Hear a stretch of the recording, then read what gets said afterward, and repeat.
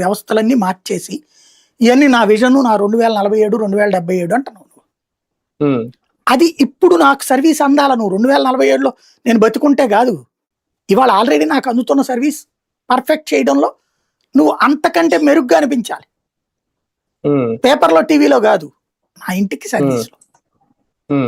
అది అందలేదనుకోండి, నేను నిలదీయడం ప్రారంభిస్తా, నిందించడం ప్రారంభిస్తా, తిట్టుకుంటూ ప్రారంభిస్తా.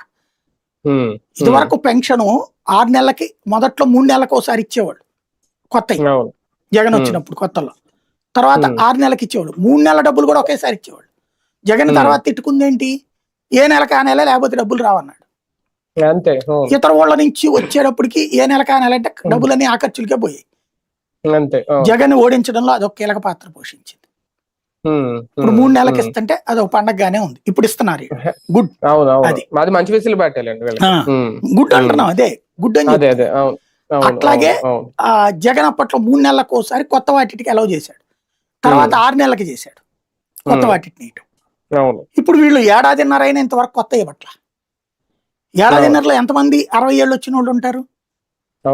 వాళ్ళకి మరేంటి జీవితం అంటే నువ్వు ఎలక్షన్స్ ముందు ఇస్తావు, అప్పుడు కరెక్ట్ అవుతుందా?